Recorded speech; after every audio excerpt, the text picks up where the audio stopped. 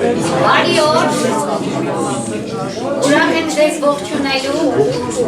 Ավետիք Իսահակյանի անվան կենտրոնական գրադարանի այս հյուրընկալ դահլիճում, ուր այսօր հավաքվել ենք Անատոլի Հովհաննիսյանի «Սա էլ եմ ես» գրքի շնորհանդեսին։ Այս գիրքը ծնվեց ակամա։ Անատոլի Հովհաննիսյանի ֆրանսիական նամականի բանաստեղծական ժողովածուից հետո պահանջ առաջացավ զրուցելու բուժման նպատակով Հայաստանից հեռու գտնվող հեղինակի հետ։ Առաջին հարցազրույցը, որ տպագրվեց Առավոտ օրաթերթում, ճանաչողական և զգացական այնպիսի շերտեր բացեց, որ շարունակելն անհրաժեշտություն դարձավ։ Այսպես ծնվեց հարցազրույցների մի ամբողջ շարք և հարցազրույցից հարցազրույց մտքերի, դատողությունների, գիտելիքների, մեկնաբանությունների, տեղեկությունների, զգացումների այնպիսի մի հեղեղ էր ժայթքում, որ դժվար էր հեռու մնալ դրանք գրքի վերածելու գայթակղությունից։ Բանաստեղծական արվեստում զուսպ ու սակավաբար Անատոլին գրականության, արվեստի, գեղագիտական ըմբռնումների, մարդկային գոյի և հարաբերությունների, բարոյական պատկերացումների մասին խոսելիս բացառիկ պերճախոս, բուռն և հախուռն է, ինչն իր հարուստ ներաշխարհի և կուտակումների հիմնավոր խորը գիտելիքների արտահայտությունն է, և երիցս ճիշտ է նա գրքի համար ընտրելով «Սա էլ եմ ես» խորագիրը։ Ընդհանրության մեջ այս գիրքը բացահայտումների և գեղագիտական բարձր չափանիշներ թելադրող գիրք է, բառ առ բառ կարդալու, նախադասություն առ նախադասություն վերլուծելու ու մտորելու գիրք, ապրելու, իմաստի, սիրո, հիասթափության, հույզերի, կորսվող ու կողկրտվող մարդկային որակների, հայրենիքի ըմբռնման, երբեմն սիրտ կեղեքելու չափ տխուր հիշողությունների ու բաց վերքի պես տնքացող կարոտի մասին, որի միջոցով ամբողջանում է Անատոլի Հովհաննիսյան մարդն ու ստեղծագործողը։ Գրելիս ես գայթակղություն չեմ ունենում, ավելի լավ խելոք կամ իմաստուն երևալ, գրում եմ, որովհետև չեմ կարող չգրել։ Ստեղծագործելը ցավը դիմակայելու փորձ է, աղաղակ, և որքան ուժեղ է ցավը, այնքան բարձր է այդ ցավից ծնված ճիչը, որը գրականությունն է, ասում է Անատոլի Հովհաննիսյանը հարցազրույցներից մեկում։ Այն ինչ որ հիմա կարդաց սիրելի Գայանե Սամվելյանը գրքի առաջաբանից էր, որի հեղինակը ես եմ, և պիտի ասեմ, որ իրականում երբ որ ծնվեց գիրքը և ձեռքս առավ, մի տեսակ գեղեցկություն, այսպես կարծես ձեռքս առավ, որտեղ կարծում եմ, որ գիրքն էլ առաջին պահին, ինչպես որ մարդուց ստացած տպավորությունն է առաջին արտաքինն է, կարծես ինչ-որ բան հուշում, այնպես էլ գիրքը շատ մի տեսակ քնքուշ գիրք է ստացվել իր շապիկով, իդեպ հեղինակը այստեղ է նկարիչը, չի եկել, ես չեմ ճանաչում նկարչին, ուզում էի ասել շնորհակալություն։ Այո, գիրք է։ Եվ գիտեք, մենք հիմա իր ընկերներով, իր բարեկամներով հավաքվել ենք առանց Անատոլիի և կարծում եմ, որ այն ինչ որ ուզում ենք անել իր համար, դա նվազագույնն է, որ կարելի է անել հայրենիքից ոչ իր կամքով, տարիներ շարունակ, երկար տարիներ հայրենիքից հեռու ապրելով, ինքը իրականում ապրում է Հայաստանում, այսինքն ֆիզիկապես միայն Լիոնում է, բայց ապրում է Հայաստանով և այսօր իր գրքի մասին խոսելով, մենք կարծես հավաստում ենք իր ներկայությունը մեր գրական կյանքում, մեր մեջ, հայրենիքում, Հայաստանում և դրանով մենք շատ փոքրիկ այսպես մեր ընկերական թուրքն ենք տալիս, ասում են դա նվազագույնն է, որ կարող էինք անել և ավելորդ է, որ ես հիմա ասեմ, որ իրականում Անատոլին բացառիկ հետաքրքիր տաղանդավոր բանաստեղծ է, կարծում եմ, որ այստեղ գտնվողները գոնե հիմա այդ բոլորս դա վստահորեն գիտենք, բայց իրականում իր գիտելիքները, տարիներ շարունակ այդ կուտակումները, մանավանդ Հայաստանից հեռու լինելով, այդ կուտակումները շատ արժեքավոր կուտակումներ են, երբեմն այնքան խորունկ և խիտ թանձր իսպիսի ձևակերպումներ ունի ինքը գրականության, արվեստի, մարդկային գոյի վերաբերյալ, մարդկային կյանքի ապրելու մշակույթի վերաբերյալ, որոնք կարելի է ասացվածքի տեղ ընդունել, այդպես եւ օրինակ ազգ թերթի էլի չկա, այստեղ չի լրագրողը իմացա, որ հիվանդ է, Մարետա ինչի աներ Ռուզան? Մարետա Խաչատրյանը շատ ճիշտ էր վարվել, որ պատմելով գրքի մասին նա հատկապես ընտրել էր այդ ասույթի խորություն եւ խտություն ունեցող խոսքերը։ Շնորհակալություն նաև նրան։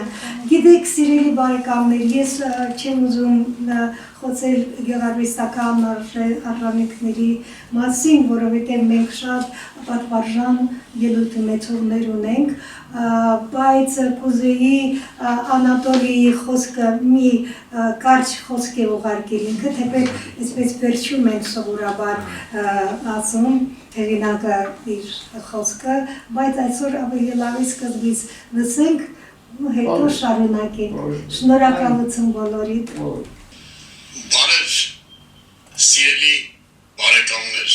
ծանոթ ու անծանոթ հարազատներ, շնորհակալ եմ, որ ձեր կյանքի 1-2 ժամը նվիրում եք ինձ։ Շնորհակալ եմ բոլոր նրանց, ում անշահախնդիր ջանքերով ծնվեց գիրքը, խմբագիր Սեյրանու Եղամյանին, որի գրական ճակատագրում բացառիկ դեր ունի, ընկերոջս, տաղանդավոր նկարիչ Արմեն Վահանյանին, բազմաշնորհ Գեղեցիկ Մարգարյանին, ով ավելի քան սրբագրեց ու մաքրեց տեքստը, Ռուզան Մինասյանին, որ ուսանողական տարիներից հարազատ ներկայություն է իմ կյանքում։ Ներողություն եմ հայցում բոլորից, ում անունները այս պահին չտվեցի։ Գիրքը եղած վիճակին է ասել գերազանցապես գրոջս Ջեմա Մելքոնյանի անտրտունջ ու բոլոր անավեր ջանքերի շնորհիվ։ Նա ինձ հետ հավասար լծակից է։ Թվում է, թե ինչ գրականություն, եթե տպագրում ես տարիներ առաջ հրապարակված հոդվածը կամ հարցազրույցը, սակայն այս գիրքը ստեղծվել է կոլաժի սկզբունքով, երբ տարբեր նյութերի համադրությամբ ստեղծվում է սեփական ասելիքով գեղարվեստական ինքնուրույն կերտվածք։ Ճշմարիտ գրականությունը աղոթք է, սակայն այդ աղոթքի ասացատերը ոչ միայն Աստված է, այլ մարդը։ Կարողացել եմ արդյոք աղոթքը լսելի դարձնել, այդ մասին կարող են դատել միայն գրքի ընթերցողները։ Արվեստագետը ինչ էլ գրի, նկարի, փորինի, իր մասին է, իր ապրածի, գտածի, կորցրածի, առավելապես կորցրածի։ Ստեղծագործելը ցավը դիմակայելու փորձ է, ճիչ, աղաղակ, եւ եթե գրողի ճիչը, աղաղակը զուտ ցավի արտահայտություն է, նրա մեջ չպիտի ապրի այդ արտահայտությունը որևէ նայվով կաղապարում տեսնելու մտահոգություն։ Պոեզիան նաև պատմություն է ցավի մասին։ Բանաստեղծը մշտապես գտնվում է տուրևարությունների կիզակետում, անմաշ եւ այդ կեղեքող ընթացքը հոգու վիճակ է։ Այսօրվա իմ բանաստեղծություններում այդ զգացողությունը նահանջել է ենթատեքստ, ինչը որակական նոր աստիճան է։ Այստեղ մտքի ենթագիտակցական հոսքը անցնում է ցավի միջով, մաքրվելով, ձերբազատելով պայմանականությունների փոշուց ազնվանալով։ Պատճառը հետևանքային կապի ներըմբռնողական կառուցվածքը առաջին հայացքից կարող է հնարավորություն չտալ նկատելու բանաստեղծական ավարտուն կերտվածքը, բայց դա բանաստեղծության մեղքը չէ։ Հոգևոր հացը որքան սննդարար, նույնքան դժվարամարս է։ Բանաստեղծի եւ ընթերցողի միջև երկխոսություն ապահովողը ստեղծագործությունն է։ Բանաստեղծությունը չի ծանոթագրվում։ Բանաստեղծության միջոցով ես փորձում եմ ծանոթագրել ինքս ինձ։ Յուրաքանչյուր բանաստեղծություն ինձ թվացել է վերջինը։ Չնայած Զարատն ասում է, որ բանաստեղծը դատարկ այուրի պարկի նման է, որքան թափ տաս այուր կթափվի։ Գրելը ինձ երբևէ հաճույք չի պատճառել։ Դա ինձ համար վիճակից դուրս պրծնելու ճանապարհ է եղել։ Ես ինքս իմ մասին շատ բարձր չեմ մտածել։ Երբեք ոչինչ չեմ մտածել։ Այլ խնդիր է, որ իբրև ընթերցող խստապահանջ եմ եւ քիչ բան եմ հավանում։ Սա հիմք է տվել շատերին կարծելու, որ մեծամիտ եմ։ Ինձ ուղղակի առաջնորդել է սերն առ գրականություն։ Նախանձություն չկա իմ մեջ այնպես, ինչպես մարդը թռչունի թև չունի։ Ուրիշի գտած տողով կարող եմ երջանիկ լինել։ Վերջին տարիներին մտածում եմ, դե եթե չեմ տառապում գրողական դաշտը ողողած հիվանդություններով, ուրեմն գուցե ինչ-որ բան արժեմ, լիրիկական պոետը առավելագույնս 2 գիրք է։ Ես գրել եմ իմ 2 գիրքը։ Սա էլ ես եմ։ Ես իմ խոսքը պիտի սկսեմ այս վերնագրից։ Մենք ցավալիորեն ունեցել ենք Եսալ եմ անունով մի քաղաքական գործիչ, որ սահուն քայլերով անցնում էր Հնչակյանից դաշնակցությունից ռամկավարից բոլշևիկ երթուղով, սահուն քայլերով աննշմար։ Այսինքն ես էլ եմ, անունը եղել է Գարեգին Կոզիկյան, սա եղել է Երվանդ Օտյանի ընկեր Փանջունի երգիծավեպի հանճարեղ երգիծավեպի նախատիպը։ Հիմա ինչ կապ ունի սա Անատոլի Հովհաննիսյանի հետ։ Ընդհանրապես վերնագրի նմանություն է, արտաքին նմանություն։ Բայց այս գրքով մենք ծանոթանում ենք Անատոլի Հովհաննիսյան իրոք լուրջ ու լավ բանաստեղծի, ստեղծագործական կենսագրության մի ուրիշ կարևոր կողմին, որ այս գիրքը չներելու դեպքում կմնար աննկատ։ Այսինքն հարցազրույցները, որ կայացել են ժամանակին ռադիոյով, տպագրվել են մամուլում, դրանք առանձին կարդում ես, հիանում ես, ոգևորվում ես մի պահ, հետո անցնում են, մոռանում ես։ Բայց հիմա սրանք հայտնվել են միասին մի գրքում, որ ամբողջական պատկերացում են տալիս Անատոլի Հովհաննիսյան բանաստեղծի, հրապարակախոսի, գրողի եւ առհասարակ հայ մտավորականի մասին։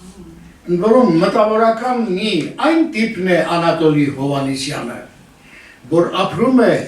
իր ժողովրդի հոգսերով, ցավերով, իր ժողովրդի պետականության վտանգ ներկայացնող երևույթներով եւ այդ մասին արտահայտվում է առանց քողարկելու, առանց թաքցնելու։ Քիչ առաջ ելույթ ունեցողները շատ հարգելի, շատ սիրելի անձնավորություններ ճիշտ նկատեցին, որ Անատոլի Հովհաննիսյանը ավելորդություններ չի սիրում։ Նա գրում է այն, ինչ որ չի կարող չգրել։ Սա իր խոսքն է, որ իրենք մեր ներկայությամբ արծարծեցին, ես կրկնում եմ այդ խոսքը հաճույքով, որովհետև վերջը այս գիրքը, սիրելի բարեկամներ, ես առանց չափազանցությամբ պիտի ասեմ, մի ամբողջ գրական համալսարան է։ Ես երկար տարիներ համալսարանում դասավանդելու փորձառությամբ գիտեմ, ինչ է նշանակում գրականության պատմություն, ինչ է նշանակում գրականության քննադատություն, վերջապես ինչ է նշանակում արվեստագիտություն կամ արվեստաբանություն, այս գրքում այդ բոլորը միասին են։ Անատոլի Հովհաննիսյանի այս գրքում երևում է այն սթափ, այն լուսավոր հայացքը մեր կյանքի բոլոր ոլորտների նկատմամբ, որոնցով պիտի մենք հասնենք ինքնաճանաչման։ Սա շատ կարևոր արժանիքն է այս գրքի, որի հայտնությունը ես համարում եմ մեր գրական կյանքի ամենախոշոր ձեռքբերումներից, նվաճումներից մեկը։ Ինչու եմ այսպես արտահայտում։ Ես փառք Աստծո գրականության մարզում կենսափորձ ունեցող մեկն եմ եւ չտես չեմ։ Ես շատ բան եմ տեսել, ամբողջ 50-60 տարի համալսարանում հայ գրականություն եմ դասավանդել, սերունդներ են անցել իմ դասարանում։ Եվ ես այդ տարիների կենսափորձով, այդ տարիների հմտություններով, երբ կարդում եմ Անատոլիի հարցազրույցները, որ վարել են շատ հմուտ, լրագրող ասեմ, գրական մարդ ասեմ, մանավանդ որ ինքը Անատոլին իրեն անվանում է, արդարացիորեն անվանում է խորապես գրական մարդ։ Այդ գրական մարդու հմտությամբ վարված հարցազրույցներ են, մանավանդ Սեյրանուհի Գեղամյանինը։ Ես ընդգծեմ նաև հետևյալը, այստեղ այս գրքում մեր ամբողջ գրականության պատմությունն է, մեր ամբողջ արվեստի պատմությունն է, և մանավանդ այն հայացքով, որը շրջել է Փարիզում, եղել է ֆրանսիական մշակութային կարևորագույն կենտրոններում և դրսից նայել է հայ իրականությանը, ընդ որում նա հենց այնպես հրապուրվող մեկը չէ։ Փարիզը, Ֆրանսիան, գուցեև շատ լավ երկիր է, ինքը Անատոլի Հովհաննիսյանը բերում է շատ բնորոշ մի համեմատություն։ Նավթը ավելի թանկ է, քան ջուրը, բայց ձուկը ջրում է ապրում, նավթի մեջ ձուկ չի ապրի։ Ահա հայրենիքի զգացողության այն իմաստուն ձևակերպումը, որ մենք հանդիպում ենք այս գրքում հարցազրույցներից մեկում։ Էլ ինչ ենք տեսնում։ Տեսնում ենք շատ բան։ Պարզվում է, որ Անատոլի Հովհաննիսյանը երկար ժամանակ զբաղվել է Երվանդ Քոչարի ստեղծագործության ուսումնասիրությամբ։ Ապրել է նրա կյանքով, նրա արվեստով և ինքն էլ խոստովանում է, որ ինքը դժբախտաբար արվեստագիտական ոչ մի տող չի գրել այդ կապակցությամբ։ Բայց այս գրքում այնպիսի խոսք է ասված մեծ արվեստագետ Երվանդ Քոչարի մասին, որի ստեղծագործության շատ կողմեր մեզ համար կմնային անմատչելի, անտեսանելի, անըմբռնելի, եթե չլիներ այս գիրքը։ Մի ուրիշ կարևոր բան պիտի ասեմ։ Լրագրողը հարցրել է Անատոլի Հովհաննիսյանին, թե դուք ձեր բանաստեղծությունները գրում եք ճապոնական, չինական բանաստեղծների օրինակով, ճապոնական հոգուների և թանկաների օրինակով, ինքը ասում է, ինչու չէ, դրանք էլ արվեստ են, գրականության դրսևորում են, բայց ինչ կարիք կա գնալ հասնել Չինաստան, գնալ հասնել Ճապոնիա, երբ որ մենք ունենք Հովհաննես Թումանյան, որի քարյակների մեջ ավելի մեծ իրականություն է խտացված, քան ճապոնական հոգուներում և թանկաներում։ Որպեսզի ավելի պարզ լինի ասելիքս, ես բերեմ միայն մի օրինակ։ Հոգուների և թանկաների խոշորագույն վարպետ համարվել է Բասիոն, ճապոնացի հեղինակը։ Բասիոն 20 տարի շարունակ աշխատել է 3 տողանոց մի բանաստեղծության վրա, որում 20 տարի 3 տողի վրա աշխատելը, դա արդեն մեզ համար ֆանտաստիկայի ժանրի պատկանող մի բան է, ոնց է, 3 տող և 20 տարի, ինչ կա դրա մեջ։ Իսկ ինչի մասին է խոսքը, ես բնական է, որ այդ բանաստեղծությունը եղատողը պիտի հիշեմ հայերեն թարգմանությամբ, կարծեմ սա Նայիրի Զարյանի թարգմանությամբ է, 60-ական թվականներին դույս տեսած, չեմ հիշում իմաստուն, կներեք։ Գրել է մարդը, ես կովս ծախեցի, նրան մեր գյուղից տարան մառախուղի միջով, վերջակետ։ Այսքան է բանաստեղծությունը, 20 տարի այսքան։ Հիմա ինչով է սա արժեքավոր, ինչով է սա կարևոր, ճապոնացի բանաստեղծը ինչու է այսպես գնահատվել, որովհետև մենք կարող ենք պատկերացնել ճապոնացի մի աղքատ գյուղացի, որի ունեցած միակ հարստությունը իր կովն է, կարիքը ստիպել է, որ այդ մարդը իր կովը ծախի, եկել կովը տարել են ուրիշ գյուղ, աչքերը լցվել են մշուշով, մառախուղով, նրան թվացել է, թե կովին իր գյուղից տանում են մառախուղի միջով։ Եթե մենք այսպես ենք մեկնաբանում բանաստեղծությունը, հասկանալի է դառնում, բայց Անատոլի Հովհաննիսյանը գրել է, իհարկե, թանկաների, հոգուների, մեկը 5 տողանոց բանաստեղծություն է, մեկը 3 տողանոց բանաստեղծություն է, կարճ, բայց Անատոլի Հովհաննիսյանը գերադասում է Թումանյանի քարյակները եւ մեր ժողովրդական խաղիկները, որոնք իրենց մեջ շատ ավելի մեծ կենսական բովանդակություն են խտացնում, քան կարող էր ընկալել դառնալ դա ճապոնացի արվեստագետի համար։ Մի ուրիշ կարևոր բան։ Մենք մեր ստեղծած արժեքները չենք գնահատում։ Մեր ժողովրդի հանճարեղ ստեղծագործությունները նսեմացնում ենք օտար ազդեցություններով սնված ողորմելի ոչնչությունների առաջ։ Այդ մասին Անատոլին նույնպես գրել է մի նախկին նախարարի մասին, որը հայտնի էր իբր բանաստեղծ, բայց վերջում ավելի հայտնի դարձավ իր բեղերով։ Բեղերն էին կարևորը, ոչ թե բանաստեղծությունները։ Այս հեգնանքը ինձ համար խորապես ընկալելի, հասկանալի է, եւ ես չեմ ուզում կրկնել այդ ազգավորության անունը, որովհետեւ նա իսկապես էլ Թումանյանին բանաստեղծ չէր համարում, Հովհաննես Շիրազին, Սիլվա Կապուտիկյանին, Վահագն Դավթյանին, Համոլ Սահյանին համարում է ազգային մշակույթ չստեղծած մարդիկ։ Ինքը ստեղծել է, նրանք չեն ստեղծել։ Բայց Անատոլի Հովհաննիսյանը շատ ճիշտ է նկատել նրա մեծամոլությունը։ Նա ասում է, որ սրանք բանաստեղծ չեն, որպեսզի ինքը երևա, իրեն գնահատել։ Հիմա երաժշտության մասին։ Իհարկե ասում է, բարձրակետը Սայաթ-Նովան է։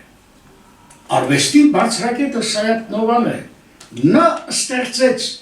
աշխուհական, գուսանական արվեստի այն մակարդակը, որին հետևում են մյուսները, նրան հաջորդող շատ խոշոր արվեստագետ, աշխուղ եւ ժողովրդական իրական երգիչ Ջիվանին, այնուհետև Շերամը եւ նրանց հանճարեղ հաջորդները, ճիշտ անունները չկան, բայց մենք գիտենք թե ովքեր հաջորդեցին Ջիվանուն, Սայաթ-Նովային, Ջիվանուն, Շերամին, եւ պարզ է որ նախ եւ առաջ Աշոկ Շահենը, հետո Աշոտը, հետո Հավասին, հետո մյուսները, բայց սրանք էլ են տաղանդավոր մարդիկ, նրանք իրենց ստեղծած արվեստով կենդանի են պահում մեր ժողովրդագուսանական երաժշտությունը, մեր երգարվեստը, եւ այստեղ ես բանավեճ ունեմ իհարկե Անատոլի Հովհաննիսյանի հետ, ես կարող եմ նաեւ իմ տեսակետն ունենալ այս կամ այն երևույթի մասին եւ կուզենայի, որ ինքը ներկա լիներ, մենք քննարկեինք այդ հարցը միասին, բայց քանի որ նա գտնվում է հեռուներում, ես գիտեմ, որ այս խոսքը իրեն կհասնի անպայման, ոչ համենայն դեպս գոնե խորհելու մտածելու տեղ կտա։ Օրինակ ինձ համար անընդունելի է այն, որ Սայաթ-Նովայի դում են գլխեն երգը քծնանք է մեծավորին։ Այս արտահայտությանը ես վճռաբար դեմ եմ, որովհետև դա դիմում բողոք է, քծնանք չէ։ Իհարկե,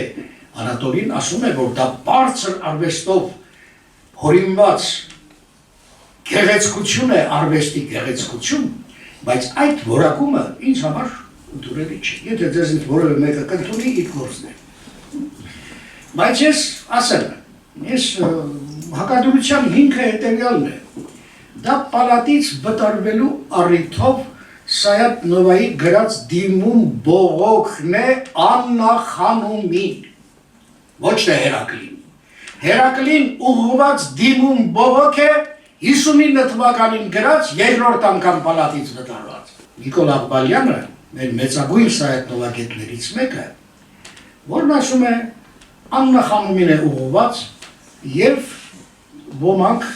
ընդհորում նաև իմ եւ ձեր շատ սիրելի Պարուր Սևակը, այստեղ ես նույնիսկ Պարուր Սևակի հետ պիտի հակադրվեմ, Մեդրյանի դեմ բանավեճում գրել էր Պարուր Սևակը, թե հետաքրքիր է, թե մարդ քանի զգայարանից պիտի զուրկ լինի, որ չկարողանա տարբերակել եւ տղամարդուն ուղղված խոսքը վերագրի կնոջը։ Մինչդեռ սա իրականում կնոջ է ուղղված։ Չկա քիզպես հուքմե հեքիմ դուն Ռոստեմի զալ թակավուկ, ասկըտ ասկիրում են գոված հանդունիս գորզալ թակավուկ։ այս գոզալ թագավորը իսկապես կնոջն է ուղղված։ Եվ Աննա խանումին, որ Սայաթ-Նովային պալատ էր տարել։ Մենք մինչև հիմա մեզ հարց չենք տալիս, թե ինչու վրաց արքունիքում հայ բանաստեղծ եւ աշուխ Նաղաշ Հովնաթանից հետո նորից վրացական արքունիք հրավիրվեց նույն Նաղաշ Հովնաթանի հանճարեղ թոռը Սայաթ-Նովան։ Այս հարցը մենք չենք բարձրաբանել դեռ։ Ես վերադառնամ Անատոլի Հովհաննիսյանի այս գրքի հետ կապված մի երկու ուրիշ կարևոր հարցերի։ Հավասարապես նա Հայաստանում է, ինչքան դրսում է։ Մի անգամ եղել է այնպես, ինձ հայտնի է այս դրվագը, լսել եմ ուրիշներից, ես էլ կրկնում եմ, որ դուք եք իմանաք, հանրահայտ Առնո Բաբաջանյանին մեկը հարցնում է, Առնո Հարությունովիչ, դուք Մոսկվայում էլ բնակարան ունեք, Երևանում եք, դուք որտեղ եք ապրում, որտեղացի եք։ Առնո Բաբաջանյանը շատ սիրուն պատասխանել է, ասել է, այո, Երևանում էլ տուն ունեմ, Մոսկվայում էլ տուն ունեմ, բայց ես Մոսկվայում բնակվում եմ, Երևանում ապրում։ Ուրեմն այս խոսքը, որ լուրջ եւ իմաստուն խոսք է, հավասարապես վերաբերում է նաեւ Անատոլիին, որովհետեւ նա դրսում է ոչ իր մեղքով, հայտնի պատճառներով, ցավոք պես հայտնի պատճառներով, բայց ապրում է Հայաստանի գրական, մշակութային, անգամ քաղաքական կյանքով։ Եվ դրա բոլոր արձագանքները կան այս գրքում։ Ես համոզված եմ ասում, որ այս գիրքը մի ամբողջ գրական համալսարան է, որովհետև այստեղ հնչում են տեսակետներ, կարծիքներ, մեր ամբողջ գրական մշակութային կյանքի մասին անհիշելի ժամանակներից սկսած մինչև այսօր։ Ընդ որում այնպիսի առողջ հայացք է եւ այնպիսի հազար վերլուծական մտքով են ասված այն ձևակերպումները, որոնք ուղղակի հիացմունք են պատճառում։ Երբեմն էլ իսկապես ափսոսում ես, որ ինչու շուտ չգիտեի, ինչու վաղ չէի կարդացել։ Կարդացել էինք իհարկե, բայց երբ որ հատված առանձին կապում ես, այսինչ բաբուլում, այնինչ թերթում, լսում ես ռադիոյով, հեռուստատեսությամբ կամ չգիտես ինչ, մոռանում ես, բայց երբ որ սրանք հավաքվում են այս մի գրքում, եւ այդ գրքում դու կարդում տեսնում ես, որ կարճև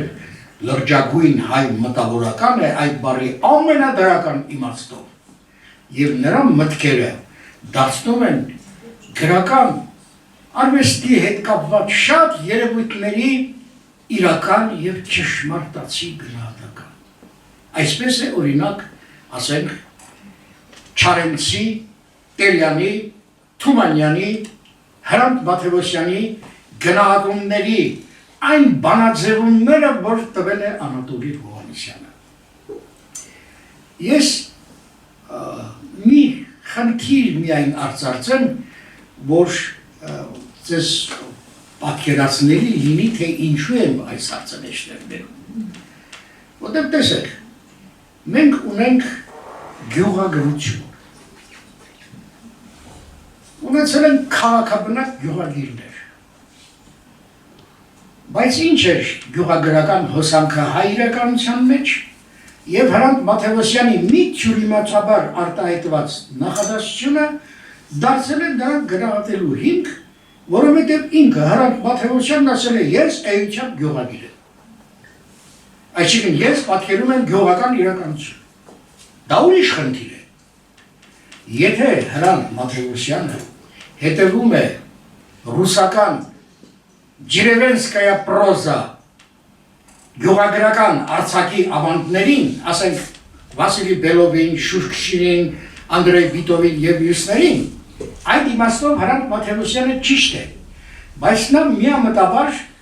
կամ անզգուշաբար, գուցեև անզգուշաբար, արտահայտվել է թե էության գյուղագիր է, այսինքն իմ ամբողջ ստեղծագործությունը գյուղն է նվիրված։ Այս է ուզում ասել։ Մինչդեռ մեր գյուղագիրներն ովքեր են։ Մեր գյուղագիրներն են 19-րդ դարի 60-ական թվականներից հետո արևելահայ իրականության մեջ հանդես եկած գյուղագիրները, ասենք Հարություն Ջուհորյանը, Ադելյա Ազարյանը, ասենք Ջավախեցին, Ներսես Մամիկոնյանը, Բաբկենցը, այս սրանք են մեր գյուղագիրները։ Հիմա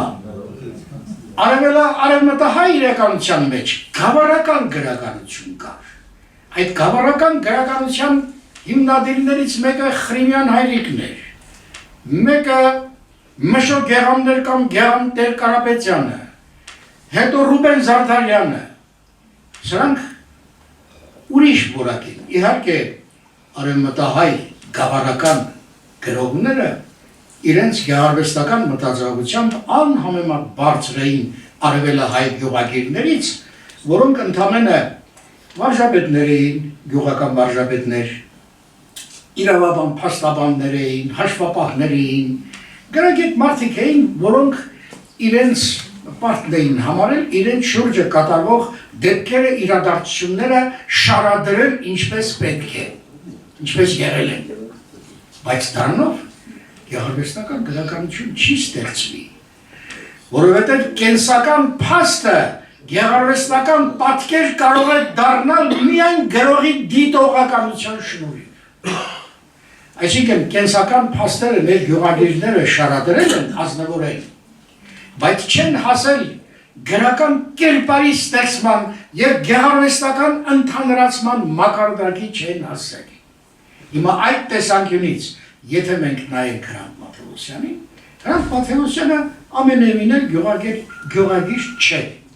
Ինքը բարձրակարգ արվեստագետ է, ճիշտ այնպես, ինչպես Թումանյանը, ինչպես Պրոշյանը, որին հիմա համացանց մտեք Google-ում պահանջեք Պերճ Պրոշյան կբերեն, հայ գյուղագիր, տոտորոշ է, դու գիտես ով է գյուղագիրը, ինչ ես դա Պրոշյանին գյուղագիր ամանում, որ գյուղ է պատկերել պիտի գյուղագիր ամանենք, բոլոր գյուղ պատկերող գրողներին համար են գյուղագիր, Մուրացանին համար են գյուղագիր, Շիրվանզադեի գյուղը գավառը պատկերող երկերը համար են գյուղագրություն։ Այսինքն, այս տեսակ խնդիրներ կան, որոնց Անատոլի, մեր սիրելի Անատոլի Հովհաննիսյանը տվել է ճիշտ պատասխան, նրա մտածողությունը առողջ է։ Եվ վերջապես, ես ասեմ, որ այս գիրքը պիտի հանձնարարեմ, որին բոլոր ուսանողները կարդան, որովհետև այստեղ գրականության մասին շատ ավելի բան կարող ես այստեղ գրքից, շատ ավելի բան կարող ես ստանալ, քան ուսանողը իր, ասենք, համալսարանական կամ բուհական կրթության բոլոր տարիների ընթացքում։ Այնպես որ, սիրելի ներկաներ, ես ողջունում եմ այս գրքի բարի ծնունդը, ես ուրախ եմ, որ հեռուներում լինելով Անատոլի Հովհաննիսյանն արժանանում է այսպիսի մեծարման և այսպիսի վերաբերմունքի, ես հավատացած եմ, որ մեզնից ամեն մեկը այս հարցազրույցները ընթերցելով և կունենա գեղագիտական բավականություն, և կունենա մեր գրականության, առհասարակ գեղարվեստի, գեղանկարչության, քանդակագործության, երաժշտության ամեն ինչի մասին կարող է ունենալ կատարյալ պատկերացում։ Այնպես որ ես շնորհավորում եմ բոլորիս, սա մեր մշակութային մեծ հաղթանակներից և տոներից մեկն է, որի առթիվ և իրեն հեռուներում ապրող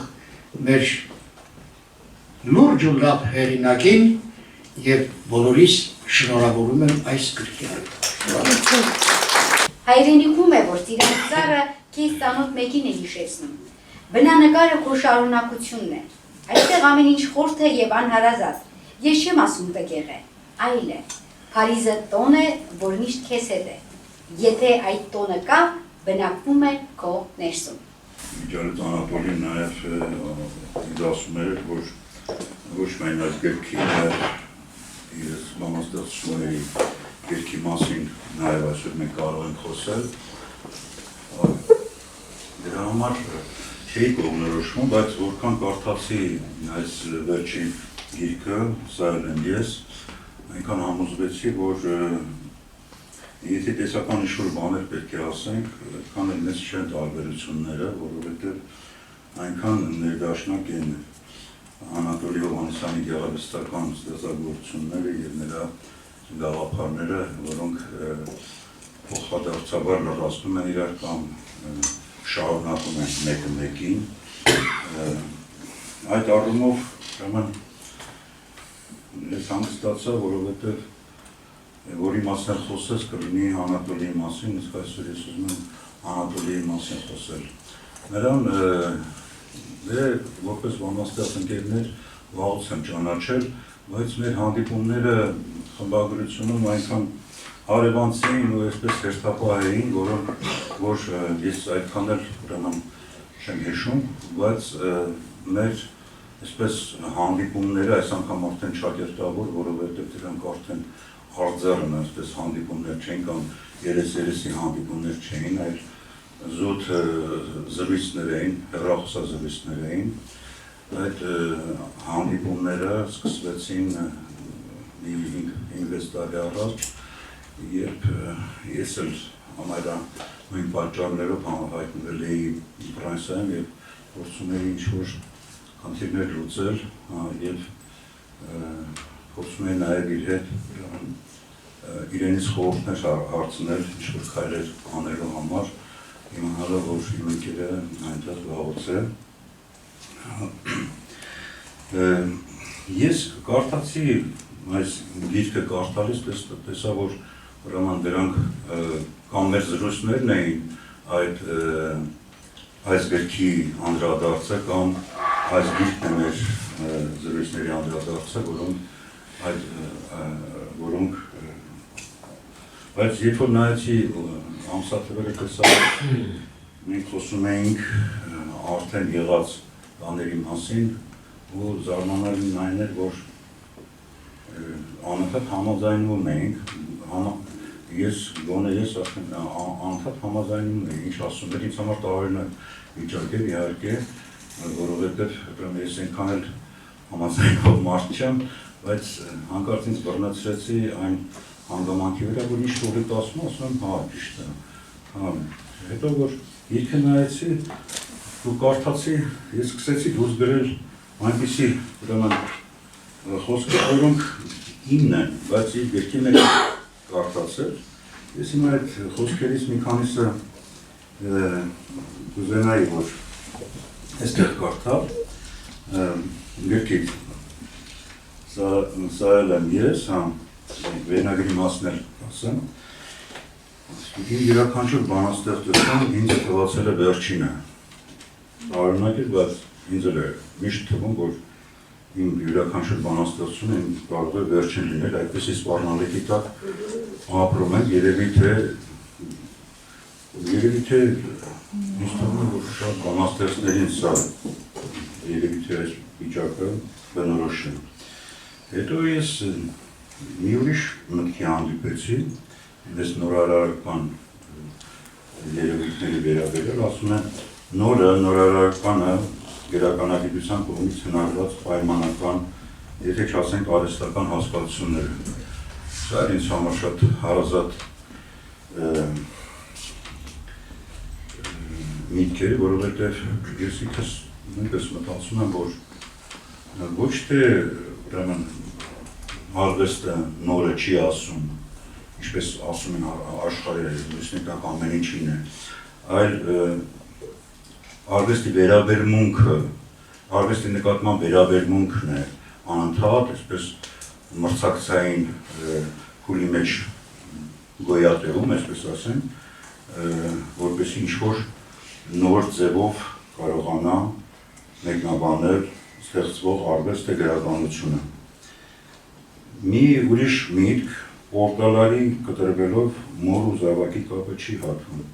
չէ որ հոգին էլ Պորտալար ունի։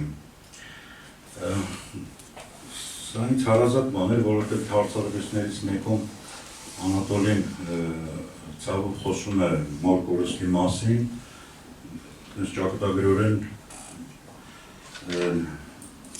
ինձ հարազատ վիճակ է դա, բայց այնտեղ մի միտք ավելի ընդգծելի է, ասում է հոգին էլ Պորտալար ունի, և այս հոգին կարդալով Անատոլի այս գիրքը ես հասկացա, որ այդ հոգին մոտարապես այն հոգևոր Հայաստանն է, որի հետ Պորտալարը կապում է, որի հետ Անատոլին Պորտալարով կապված է և պարտադիր չէ, որ ինքը այս ստեղծագործությունների մեջ կամ բանաստեղծությունների մեջ անպայման այսպես ասած արձարն հիշատակի հայրենիքը կամ չգիտեմ Հայաստանը մենք ես ամեն տողի մեջ երեքվեց զգում ես այն կապվածությունը, որ ինքը ունի Հայաստանի հետ և այն ցավը, որով ինքը այսօր հավասար, մեզ հետ հավասար և գուցե ավելի, որտեղ հեռավորությունը կարող է դրա պատճառ լինել, ավելի մեծ ցավ է ապրում այն ամենի համար, որ մենք այսօր, որի մեջ հայտնվել են Հայաստան այսօր և մենք հայերս։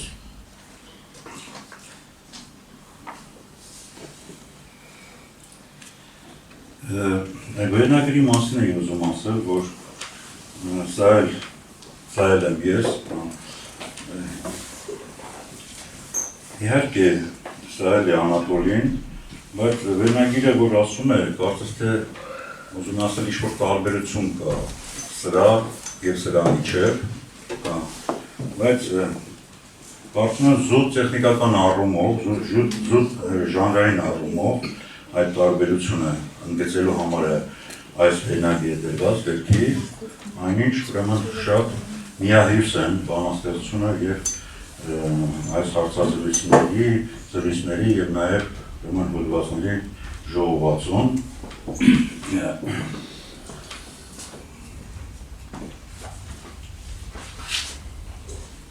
Եվ նաև ուզում էի այս բանաստեղծությունների վերքի վերնագրի մասն խոսեմ, սպենում եմ կորեմ, մի քիչ խոսակցականով գուցե արված, մի քիչ հանպատրաստից, այսպես հոգեվիճակի վերնագիր է։ Ես կարծում եմ, որ այս հոգեվիճակը, գնալ կորելու հոգեվիճակը, նույնպես էական մի դժգոհություն է այն կյանքի նկատմամբ, որը վիճակված է ոչ միայն իրեն, այլև մեզ, այդ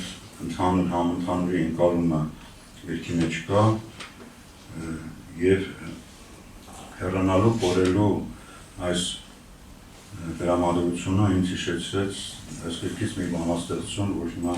ես ուզում եմ կարդալ, 139 բանաստեղծությունն է, ասում է փողոցի կենտրոնում մարդկանց, մեքենաների, ազդանշանների, վաղամուտի ոտքերի տակ ընկած Առնետը մոլորվել փորձել էր հետդարձիողին և երկարուտ պոչը բեռի նման քարշ տալով ակնապիշ նայում էր ինձ, կարդելով ես գիտեմ ճանապարհը։ Սա կարծես թե հենց իր մասին գրված լինի, որովհետև ինքը ճանապարհը փնտրում է, անդադ ճանապարհ փնտրելու մեջ է, բայց ցավոք սրտի այդ ճանապարհը օբյեկտիվորեն գտնելը անչափ բարդ է։ Ու այստեղ միայն ես մի բան կարող եմ ասել, այսպես ընկերական ասեմ, Որիկ ջան, ուր գնաս ու չես կորելու, որովհետև քո բանաստեղծությունը, քո արվեստագետի ասեմ, թե զուտ, այսպես ընդհանուր մտավորականի կեցվածքը այնքան անհրաժեշտ է մեզ բոլորիս, որ մենք ես անընդհատ գտնելու ենք, որովհետև քեզ հետ զրույցները, օրինակ իմ հետ զրույցները, այդ որ ասում հեռախոսով զրույցները, շատ նման, ես նմանեցրի հետո Վելյամ Սարյանի ասացին, ասում է հայերին ինչ ուզում եք արեք, որ առապես պատասխանում է, եթե երկու հայ հանդիպեն, նրանք կխոսեն, ասում է ու կստեղծեն նոր Հայաստան, ու այս զրույցները երկար, բարակ, երբեմն կարճ, երբեմն շատ երկար այդ զրույցները, որ մենք վարում ենք վերջին մի 5 տարվա ընթացքում, այդ զրույցների ընթացքում մենք գտնում ենք կարծես թե իրարից ստեղծում ենք նոր Հայաստանը, այն Հայաստանը, որ մեր մտքի մեջ է, որը հոգևոր Հայաստանը է, դրա մասին խոսում է Անատոլին, մի հարցազրույցում այսպես հարց կա, թե ինչու է ստեղծագործում, ինքը խոսում է այն մասին, որ ստեղծագործում ես, որովհետև չես կարող չստեղծագործել, այսինքն այն ինչ որ ստեղծված է, գնահատելով այն ամեն բարձր այդ մեծ գրականությունը, որ մեր ժողովուրդը ստեղծել է Թումանյանով, չգիտեմ, Մեծարենցով, Նարեկացիով, այդ միջավայրում, այդ արանքում հանկարծ մենք վերցնում ենք, ինքներս սկսում ենք գրել ու դա Անատոլին ասում է, որ դա մեծամտություն չէ, դա այն է պարզապես, որ դու էլ ես ուզում ինչ-որ բան ասես, որ քեզանից առաջ եղածները գուցե դա չեն ասել և դրանով չես նսեմ ասնում դրանց, այլ փորձում ես դու էլ ինչ-որ բան ասել։ Հիմա Անատոլի Հովհաննիսյանը կարծում եմ իր բանաստեղծություններով, իր այս գրքով, զրույցների այս ժողովածույով, կարծում եմ նոր խոսք է ասում մեր միջավայրի համար, մեր արվեստական, պոետական միջավայրի համար նոր խոսք է ասում։ Ես էլ չեմ մտածում, որ բանաստեղծությունը պատկերավոր մտածողություն է, չնայած պատկերավոր մտածողությունը շատ կարևոր է բանաստեղծության համար, բայց ես տեսնում եմ, որ Անատոլին էլ ինձպես հոգեվիճակների համադրման, այդ հոգեվիճակների մեջ եղած շերտերի, ենթաշերտերի բանաստեղծ է։ Այսինքն ինքը կարող է առօրյական մի բան նկարագրել, ինչպես որ ես ինչ առաջ ուրեմն ներկայացրի փողոցում այդ աղմեկին, հա, առօրյական մի բան ներկայացնել ու դրա տակ հանկարծ բացվի մի ամբողջ աշխարհ, մի ամբողջ տիեզերք, մի ամբողջ ճակատագիր, մի ամբողջ հոգեվիճակ։ Դրանով էլ է ինքը ինձ հարազատ բանաստեղծ։ Այսինքն բանաստեղծներ կան, որոնք շատ պատկերներ են ստեղծում, էպիթետներ են դնում, ագնիվներ, համեմատություններ, օգտվում են, այսպես ասած, պատկերային արտահայտչական միջոցներից շատ են օգտվում։ Ես չեմ ասում, որ դիտմամբ են օգտվում, պարզապես իրենց բանաստեղծելու կամ իրենց խոսքի տեսակն է այդպիսին, բայց ինձ ասացի հարազատ է սա, որովհետև որքան էլ տարօրինակ լինի, որքան էլ մենք մտածենք, որ Անատոլի Հովհաննիսյանի բանաստեղծությունը կապ չունի Թումանյանի հետ, որովհետև ինքը կարծես թե շատ ժամանակակից, շատ ինչ-որ ոճով է ստեղծագործում, հա, բայց հենց այդ առումով կապ ունի Թումանյանի հետ, որովհետև Թումանյանն ինքը պատկերի բանաստեղծ չէ, ինքը Թումանյանը իրավիճակի, դրության, այդ դրությունները համադրելու բանաստեղծ է, վիճակը ներկայացնելու բանաստեղծ է, ու այսքանով ես կարծում եմ, որ նաև ուրեմն Անատոլիի այս բանաստեղծությունը հայկական է, ինչքան Թումանյանն է հայկական այդ առումով։ Այնպես որ ուրեմն ես կարծում եմ, որ Անատոլի Հովհաննիսյանի բանաստեղծությունը այդ առումով խիստ հայկական երևույթ է, եթե նկատի ունենք Թումանյանին, եթե նկատի ունենք, որ Թումանյանն ինքը մեր բանաստեղծության չասեմ տեսակներից մեկը, այլ չափորոշիչներից մեկն է։ Վերջում էլի ուզում եմ կրկնել, որ որքան էլ Անատոլի ջան, երևի իրեն էլ կհասնի այս խոսքը, որքան էլ ուզում ես գնաս կորես, դա քեզ չի հաջողվի, որովհետև մենք քեզ գտել ենք ու լավ կլինի, որ օգնենք, այս գիրքն էլ օգնի, պարոն Մուրադյանը ասաց, որ իր ուսանողներին անպայման ներկայացնելու է, օգնենք, որպեսզի ուրեմն մեր սերունդները գտնեն Անատոլի Հովհաննիսյան բանաստեղծին և մտավորականին, և ես Անատոլի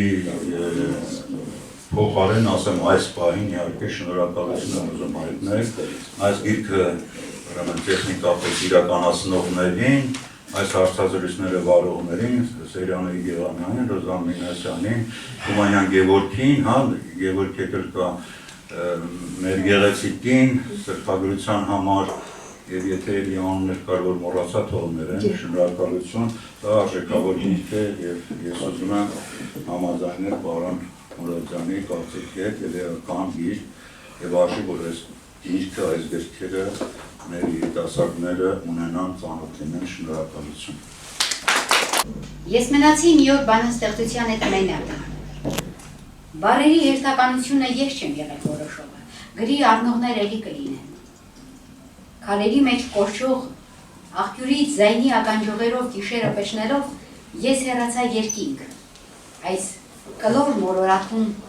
անկյուն չգտնելով։ Մտա մոլորի, սիրտս արցունքով լի։ Հանդիպածը ուկրաինական եկեղեցի էր, մարդ չկար մի կիսաքնած ծառայողից բացի։ Մոմ վարեցի, մայրիկ ջան, մտքումս դու էիր, բոլոր ապրողներից ու մեռնողներից քո կարոտության քարն է ամենածանրն ու անտանելին։ Մի քանի անտեր արցունք թափեցի, ու ժամացույցին նայելով դուրս եկա, հանդիպակաց կանգառում մեկը սպասելու էր, ու դուրս եկա մեղապաշտի ու գողի պես։ Հորս դեմքն եմ տեսնում այրում, նայում է հոգնատանջ, ձերացած ջղային, երևի էլի ինչ-որ բան այնպես չեմ արել։ Ես նույն պատուանի մոտ եմ, ուր Աստված ասաց այստեղից տեղ չգնաս։ Երբեմն ծիծաղելի ու մանկամիտ է շան հավատարմությունս ինքս ինձ ու ճակատագրի։ Հիմա թրջում եմ կռունկները օտար երկրից օտար տաք երկիր։ Ես իմ հայացքը սուրացող մեքենայից պոկված և ձորը գլորվող անիվ է։ Եվ առաջին իսկ գրքից նա իր կերպարը ընդունեց, իր ոճը ձևում էր։ Եվ այսօր երբ մենք հավաքվել ենք և քիչ մարդ չի և կարևոր մարդիկ կան այստեղ, դա հավաք է տաղանդի շուրջ, տաղանդավոր մարդու խոսքի շուրջ, տաղանդավոր բանաստեղծի անվան և գործի շուրջ, որովհետև ինչ, բայց այսօր այսպես գրական խոսքի չափն ու չափանիշը շատ է ընկած, չափազանց շատ է ընկած և որքան նոր ինձ հայտնի է, ես ՅՈՒՆԵՍԿՕ-ի վերջին տվյալներով Հայաստանը առաջին տեղում է միայն մի ցուցանիշով, 1 քառակուսի կիլոմետրի վրա ընկնող գրողների թվով, բանաստեղծ, արձակագիրներ, քննադատներ կա, խայտարակություն, դա նշանակում է կողմնական մտքից հեռու, գրում են այման տարավոտից իրիկուն էլ ֆիզիկոս էլ, քիմիկոս էլ, թոշակարուն, էլ կապալարուն, ես շատ է գալ, ես բոլորը պետք է իմի բերել, դրա համար պետք է չափանիշը պահել և այս արժեքների շուրջ համախմբվել ու արժեքները գնահատել։ Թե չէ նույն համանման շնորհանդեսներ և գրողներ կան, որ տարին 7 մրցանակ են ստանում, տարբեր անվը չտամալ դենց համար պարզ է։ Անմատից որտեղից էստեղից Չինաստանից, մանից էստեղից ենտեղից, մեջը բան չկա, բայց թուղթը կա, տաղները կա, կերպարը կա, մեջը բան չկա, ոչ գրականություն կա, ոչ հեղինակություն կա։ Անատոլի ես անդրադարձում եմ ասում, որովհետև Անատոլիի գրքերը բարակ, փոքր, սերմ գրքեր են և հրաշալի է, որ ինքը հասավ այդ սերմախոսությանը, խիտ խոսքին, կարճ խոսքին, քամեց, մաղեց, հանքակայնի չէ, ոսկու մի գրամ, 2 գրամ ստանալու համար մի տոննա հանք են մաղում է, հսկայական աշխատանք են թաղում, որ ավելորդ անեմ, ոսկու գրամը մնա, նույնակ խոսքի կորսն է, խոսքի հետ ամբողջ տարապը պիտի քամել, մաղել, թապել մի կողմ, մնա ոսկին, մնա այն կարևորը ինչ անկանիշն է, Անատոլին տանում է, են քառակուսի մետրի վրա ընկնող գրողների մեծ մասը չի անել, այդպես եկնապ գրեցի, դա ավտոբուսի մեջ գրեցի, մետրոյում գրեցի, այստեղ վերդել ավելի, ես գրականությունը նույնքան մեծ գիտություն է, նույնքան կարևոր գիտություն է, ինչքան ճշգրիտ գիտությունները։ Եթե գիտակցում են, եթե չեն գիտակցում, դառնում է բան մեծպես։ Ավելորդ մի բան, այսքան գրքեր, այսքան բաներ, գրքեր, ծապեր, չէ, սա ճաշակ է փչացնում, արժեք է ոչնչացնում։ Անատոլիի գրքի վերնագրի կապակցությամբ Մուրադյանը հիշեց Օթյանին, ես մոտ կգամ, Հրանտ Մաթեոսյանի գրքերից մեկը վերնագրվեց ես եմ։ Հոդվածների և հարցազրույցների երկու ժողովածու տպագրված լավ գրքեր են, մեկը սպիտակ թղթի առջև, մեկը ես եմ։ Անատոլիի գիրքը նաև այս ես եմի անդրադարձնում է, սա էլ ես եմ։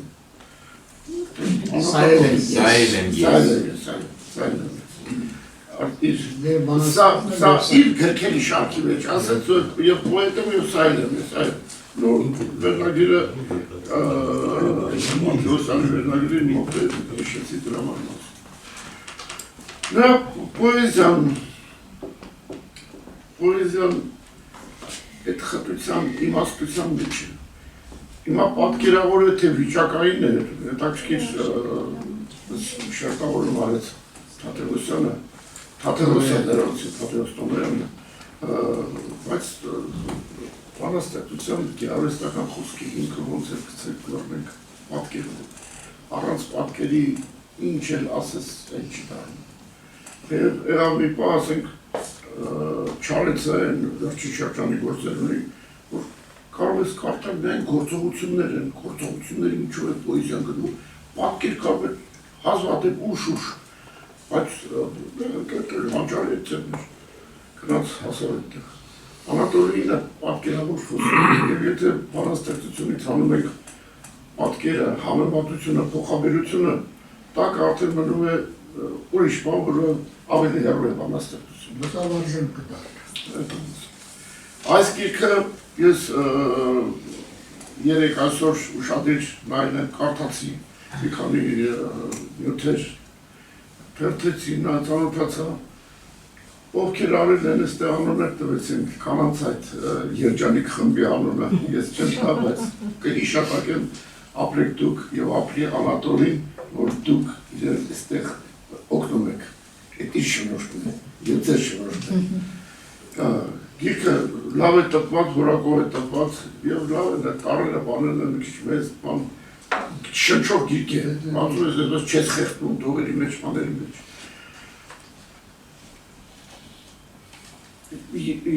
Յուրաքանչյուր գրող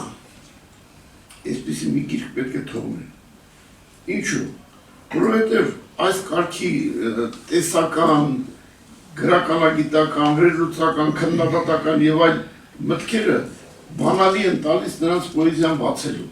Այստեղ են հիմնական բաները, նույն ունի Պարուս Սևակը, նույնի մյուսներն ունեն։ Համոսարյանին ասացի մի անգամ, ասացի, ինչի չեք հավաքում ձեր հոդվածերն ու հարցազրույցները մի գրքով տպագրելու։ Արհամարակ չեմ անի, իր ժամանակակից նշանավոր մի բանաստեղծի անուն տվեց, հիմա չեմ տա, ասեց նա կանի, բայց ես չեմ անի։ Ուզում էր ասել, ես այդ ճանապարհով հոնորար չեմ հասկանում, իմը պոեզիան է, հետև այդպես է պատատում։ Անատոլիի գիրքը լավ է, որ լույս է տեսել, իմի է բերել և հեռուց զգում ես մարդը իր փշրանքներն է հավաքում, որ ուշադիր նայենք, իր վիճակը գիտենք, բոլորս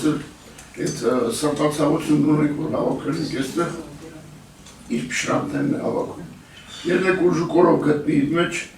բանաստեղծություններ գրի, նորից մեզ ուրախացնի նոր գրքերով, և մենք էլ հավաքենք այսպես ցուցաբերենք իրեն։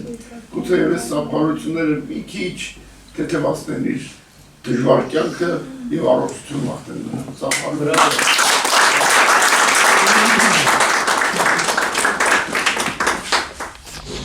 Սովորաբար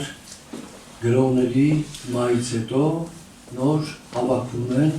այդ հարցազրույցները, հոդվածները տպագրվում են առանձին և դա դառնում է իրականում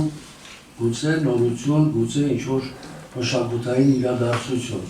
Բայց ես քանի որ գիտեմ իր ճակատագիրը, ճանապարհը, որտեղից ուր հասավ, այս քայլը համարում եմ մի քիչ շուտ, բայց ամենայնիվ արդարացված, որովհետև ինչպես ինքը ասում է իր հարցազրույցներից մեկում, ես ապրում եմ դիալիզից դիալիզ։ Ուրեմն այդ ծանրությունը կա,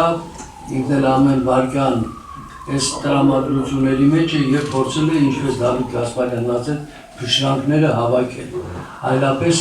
կանել ուրիշ բան։ Ես իհարկե կուզեի, որ այսօր մի նոր բանաստեղծական ժողովածուի մասին խոսենք Անատոլիի և հույս ունեմ, որ էլի կշարունակի և կուրախացնի մեզ, սա եզրափակիչը չի։ Խոսքս դրա մասին է, դա մի փոքր ինձ տխրեցրեց այս իմաստով և ես իմ խոսքը կասեմ։ Իր գնալուց հետո մենք միշտ կապը պահել ենք, ամեն ամիս գոնե մի ժամ մենք կանոնավոր շփվել ենք իրար հետ, իրարից ենք հարցրել իր առողջությունից, ինչ է անում, ինչ է գրում և հիմնականում քննարկումը էլի գրական թեմաներն են եղել, մեր իրականությունը, որոշ արժեքների վերագնահատությունը և այլն։ Այս գիրքը իհարկե օգնելու է Անատոլիի բանաստեղծության երկրպագուներին, որպեսզի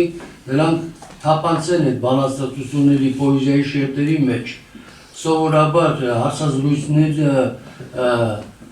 ոչ բացահայտ, բայց հետապնդում են այսպիսի բուֆերի նպատակ, բուֆեր տեսություն, տեսական, որը բացահայտելու է իրենց ստեղծագործությունները։ Եվ այդ իմաստով կարելի է շատ մարդկանց օրինակը բերել և հատկապես գիտնականների օրինակը, որոնց տեսություններին հաջորդել են բուֆերային տեսությունները։ Այս հարցազրույցները իրականում կօգնեն, որպեսզի այդ ներթափանցումը կատարվի։ Մեր ընկերների ելույթները շատ հետաքրքիր են, գիրքը ինքը արդեն հակասական գիրք է, ներսում և բանավեճի տանող գիրք։ Բանավեճի, որովհետև հարցադրումները ըստ Անատոլիի այլ են, քան որոշ մարդիկ կունենան, գուցե ես, գուցե ուրիշները նաև, դրա համար ես ոչ թե հակադրությունների մասն եմ խոսում, այլ խոսում եմ համադրության մասին և բազմապիսիության մասին։ Հիմա այսպիսի բան լրագրողներից մեկը հարց է տալիս, չէ, որ դուք ինչու եք այդ ժանրով պոետական գրում հոգուների նման, թանկաների նման ճապոնական և Անատոլին պատասխանում է, որ մենք ինչի հեռու գնանք, երբ որ մենք ունենք Թումանյան և այլն, երբ որ գալիս ենք այդ մինիմալիստական արտահայտությունների պոեզիայի, մենք պետք է հասկանանք, թե ինչ ենք ասում, ոչ պետք է հակադրել, ոչ պետք է համադրել, մենք պետք է նայենք այդ տարածությունների վրա ինչեր են ստեղծվել, ի վերջո ովքեր են, այսօր ամբողջ ճապոնական այդ ոճը իշխում է աշխարհում, առանձին անթոլոգիաներ են աշխարհում տպվում, որտեղ ներառված են ռուսների, վրացիների, չգիտեմ ում ասել, նրանց այսինքն հոգուները և թանկաները։ Բնականաբար, որ այդ բանաստեղծությունները մեզ մոտ սկսվեցին այդ ձևերը Նարդի Զարյանի թարգմանությունից հետո և Սողոմոն Տարոնցին էլ մինչև է տարել և իհարկե ինչ խորքեր, ինչ բաներ կան։ Մենք նաև պետք է բոլորին նայենք և ես իհարկե համաձայն չեմ, որ այդ բանաստեղծությունները առանձնահատուկ մեկնաբանությունների կարիք ունեն, ճապոնական, որը ցավոք սրտի մեր մոտ չի արվում։ Դրանք առանձին փիլիսոփայական ուղղություններ են։ Դուք խոսեցիք բանի մասին, Բայզոյի մասին, չէ՞։ Դա շատ հետաքրքիր պատմություն է, բայց նա քանի որ ճգնավոր է եղել, 20 տարի ճգնել է։ Այդ ճգնավորության արդյունքն են, բայց պայքարակերպությունը գալիս է այդ լռություններից, տարիների։ Ստվերը ավելի խոր աշխատանք է կատարում այդ մշակույթում, քան մեր մոտ ավելի լույսն է։ ուրեմն դա է մի ճանապարհ է բանաստեղծությունը ասելիքը ուրեմն ամբողջականությունը զարգացնելու կամ դա կապված է մարդու բնույթի խառնվածքի ստեղծագործողի հետ։ Ես շատ ուրախ եմ այս բանաստեղծության արդիվ,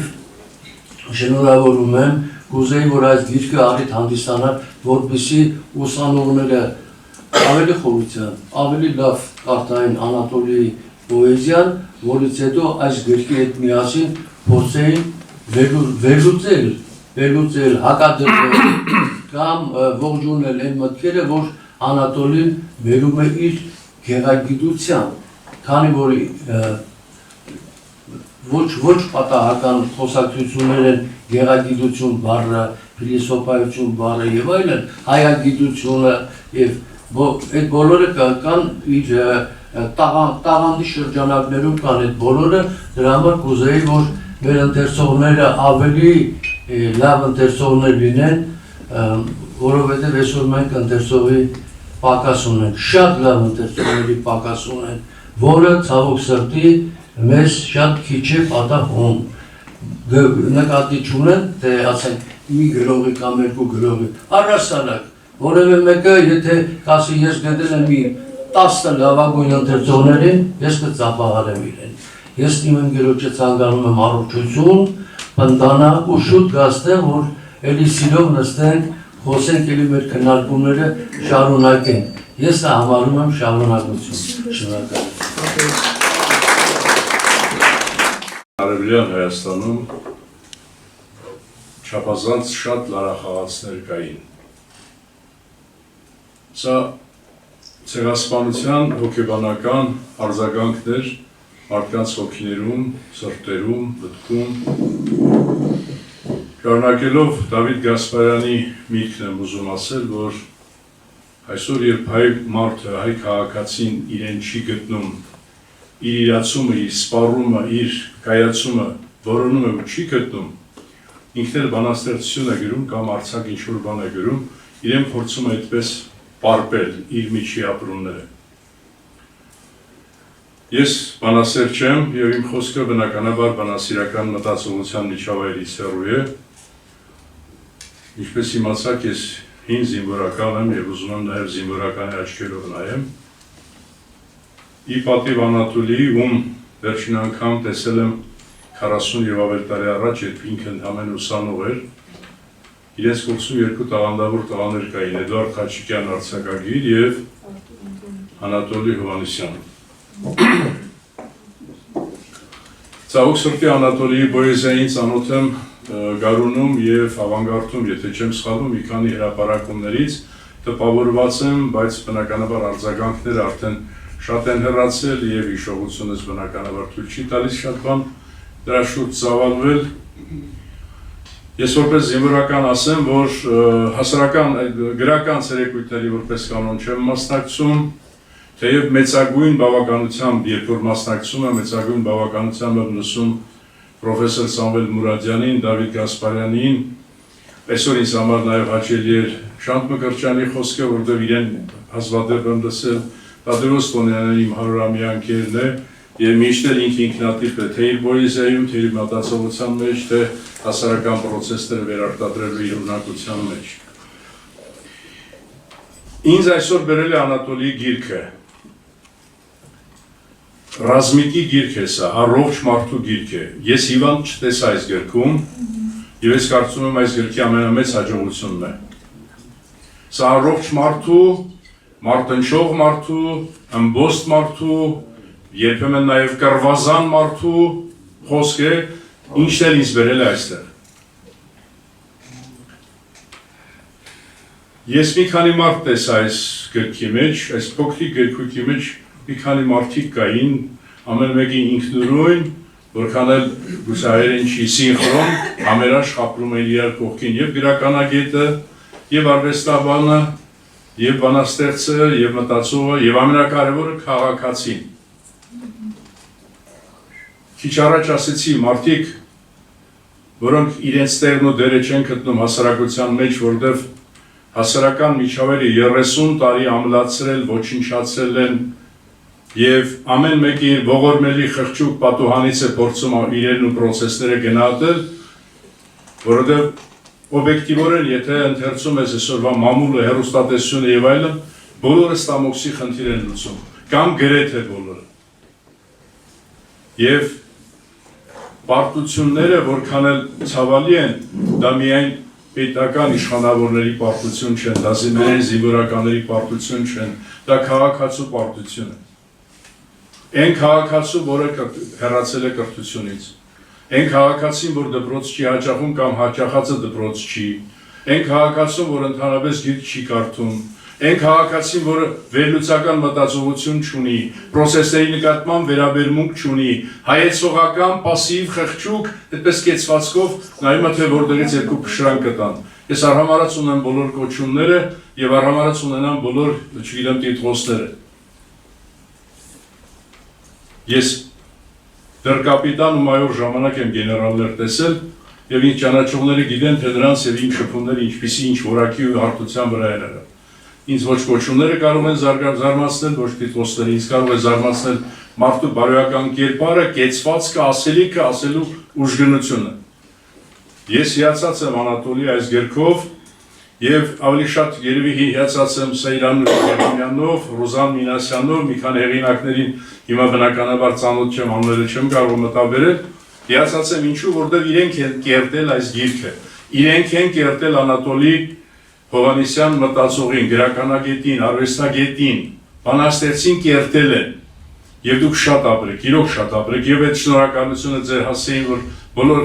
հռետորներն ասեցին հաստատապես բավարար չէ, որովհետև շատ հաջողված գիրք է, ինձ շատ դուր եկավ։ Ես փիլիսոփայության մասնագետ եմ, գիտեմ իմ ասելիքի կշիռն ու չափը, ասեմ, որ մարտնչող, ռազմիկի, առողջ մտածող մարդու գիրք է։ Ինչ որ բաների հետ կարող ենք համաձայն լինել կամ չլինել։ Ես մտովի հավատացնում եմ ձեզ շատ լավ հիշողությունն եմ, ես ժամանակին գնդի բոլոր զինվորների անուններ ազգաններով էի հիշում։ Ես կարող եմ Անատոլից հիմա տեղում ցիտատներ ասել, մեջբերումներ անել եւ շատ հետաքրքիր, շատ ինքնատիպ ընդհանրացումների մասին կոնկրետ առարկայորեն ճշգրիտ վերարտադրել։ Դրա կարիքը չկա, որովհետեւ գիրքը իսկապես պարտադրում է կարդալ եւ կեցեն նրանք, ովքեր կարդան այս գիրքը եւ շատ ստանալու բան կա։ Ես կարծում եմ Անատոլին դեռ լիքը ասելիքներ ունի, ինքը Ֆրանսիայում կլինի, թե Հայաստանում կլինի, թե որտեղ կլինի, ինքը Հայաստանում է եւ իր ասելիքներին իսկապես սպասողներ կան։ Գեցեք, շնորհավորում եմ բոլորիս, ապրեք շատ։ Մեծ սիրով եւ ինչ ասեմ, երկյուղացությամբ ես աշխատեցի գրքի վրա եւ ինչքան հնարավոր է կարողացա գիրքը կոպիտ դարձնել, ասեմ, որ բանաստեղծությանը ավելի շուտ ծանոթացա, քան գրականագիտական այս հայացքներին, որոնց է տեղված այն գրքում, բանաստեղծությունը շատ ներանձնական է, ինչ որտեղ շատ զգացմունքային, նաև ցավը, նաև իր երկրի, իր տարածքի կարծես մի տեսակ նման են իրար, այն մանկությունը, այն կենսագրությունը, որը բանաստեղծը բերում է, ինքան նման է այն կենսագրության, այն մանկությանը, որը ես եմ ապրել, ես ունեմ, եւ մի տեսակ շատ հոգեհարազատ է այդ առումով Անատոլիի բանաստեղծությունը ինձ համար, իսկ ընդհանրապես այս գրականագիտական հայացքների մասին պիտի ասեմ, որ շատ մեծ ցավով ինքը անդրադառնում է, որ կտրվել է իրականությունից եւ հիմա ինչ էր որ ասում է, կարծես թե այն մոռացվածի, հեռացածի վերապրումներ են, որոնք ասում է եւ շատ է ցավում, շատ է ափսոսում, որ այժմ այս իրականության մեջ ինքը չի լինում, չէ եւ անգամ շատ հորետեսական է իր խոսքը, այստեղ բոլորը մտածում եք, որ ինքը նորից պիտի գրի, նորից պիտի գա, նորից պիտի, բայց իր հետ զրուցելուց հետո հասկանում ես, որ շատ չգիտեմ, ես շատ եմ ցավում, որ այդպես է, անգամ էլ լավագույն ցանկությամբ, ինչ որտեղ նաև հումորով ասում եք, որ չէ, պիտի լինի նորից նոր գրքեր, բայց հասկանում ես, որ Անատոլին կարծես թե ինչպես Շանթը նկատեց կարծես թե ինքը ամփոփում է իրեն ու դա շատ ցավոտ է, շատ ափսոս է, որ այդպես է, ամեն անգամ ամեն զրույցից հետո պիտի խոստովանեմ ինքս լինելով մանկավարժ ու չափազանց կարդացող տեսակ, պիտի ասեմ, որ ամեն անգամ ես զարմանում եմ նրա իմացությունից, այդ հատկապես ռուսական այդ արցախի դարաշրջանի գրականության մասին իր իմացությունից, իր այդ չգիտեմ, ամենամանր բանը տեսնելու, զարգացնելու, մատուցելու կարողունակությունից ու շատ եմ ափսոսում, որ իրական կյանքում երբեք իրեն չեմ հանդիպել։ Տա Աստված, որ ես սխալվում եմ, տա Աստված, որ մենք բոլորս հավատով լինենք, որ ինքը իրոք մի օր վերադառնալու է ու թող դա լինի շատ շուտ ու թող վերադառնա Անատոլին, մենք իրեն շատ սիրով կսպասենք և կընդունենք, բարով թող գա։ Բոլոր այն լավ մարդիկ, ովքեր որ միառություն են ունեցել այս հրաշալի նախաձեռնության հետ։ Այս գիրքը ձեռքը չի ընկել, չեմ կարդացել։ Խոսեմ այս գրքի մասին, գնում եմ կորեմ։ Ճիշտ ասած, նաև գրել եմ մի քիչ։ Փորձեմ չձանձրացնել, բայց այնուամենայնիվ ուզում եմ կարդալ, որ հանկարծ իմ կարծիքով էական բան բաց չթողնեմ։ Ուրեմն այսպես կարդացի ընկերոջս նոր գիրքը։ Անատոլի Հովհաննիսյանի գնում եմ, որ կորեմ նոր գիրքը կարդալիս մտածեցի, որ տառապանքն արդարացվում է թերևս միայն բանաստեղծությամբ։ Քանի որ Անատոլիի միտքը բխում է հոգու ուժգին դուրևարվող լարումներից ու պարպումներից, ուրեմն նրա բառն ու պատկերները թերևս հնարավոր է ճանաչել միայն իր ինքնահատուկ աշխարհին գոնե մի քիչ մոտենալով եւ այնտեղից նրա պոեզիայի մասին խոսել։ Ասում է գնում եմ, որ կորեմ։ Գնում եմ, որ ումից, ինչից կորչի։ Մեզանից,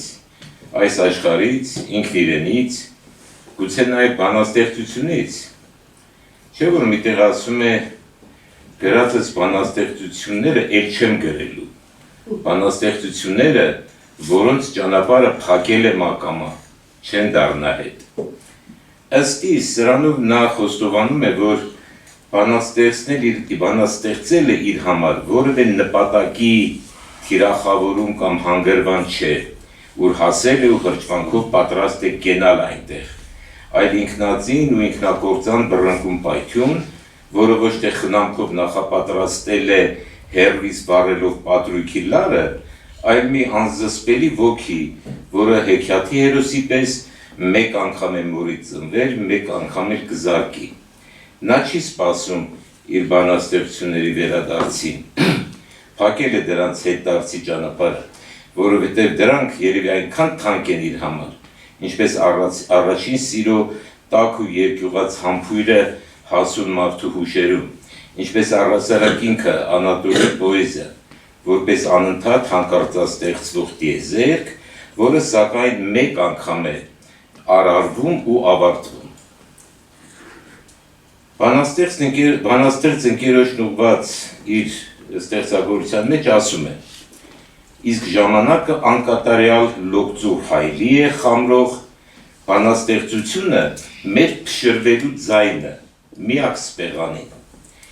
Իմ ընկալմամբ հենց այս ոգեղեն մեկ անգամյայությունն է Անատոլիի պոեզիայի բնաբուխ տարերքը, իսկ այն կարդացողներիս համար նրա գրի անսահման հմայքը ու հմայանքը նաև։ Կան պոետներ, որոնք այդ նույն հմայանքին հասնելու համար մետաքսե թակարդներ են հյուսում բառերից, հաճախ միտքն ու ապրումը զոհաբերելով նորին մեծություն բառի ամենազոր գայթակղությանը։ Ասում են նաև, թե հայերենը բառի լեզու է։ Անատոլին այն բանաստեղծն է, որն անվրեպ է զգում հայոց բառի ներսն ու դուրսը, նրա ամենածածուկ նրբիմաստները և Շեքսպիրյան Համլետի խոսքով ասած դա էլ կարող է անել։ Ապացույց այս տողերը, սեղմիրաններով աճած, ուղիղ ծառաշարքերի նեոնային անհավանական զվարճ շքերթում, ես մեռնում եմ ծովում խեղդվողի ծառավով և քնքուշ հանդիմանող ձեռքը հեռու է ավելի, քան փրկության ափի պատրանք։ Բայց նրա բանաստեղծական խոսքի նրա ընկալումը այլ է։ Բառն իր համար ոչ թե նպատակ է, այլ միջոց։ Սա ոնց որ թե զուգահեռվում է ընկեր Թադևոսի մտքին։ Նա ներսից է կոտրում բոլոր կաղապար բանաձևերի շղթաները եւ դուրս գալիս ազատ շնչառության տարածք, բայց զարմանալիորեն նրա այդ նույն ազատությունը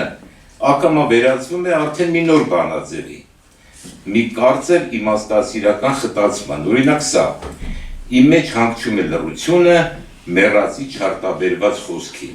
կամ մենակ են ծառերը եւ մենակ է նրանց ճղակոտոր անող քամին, Պոետը գնում է մի տեղ, ուր ինչպես ինքն է ասում,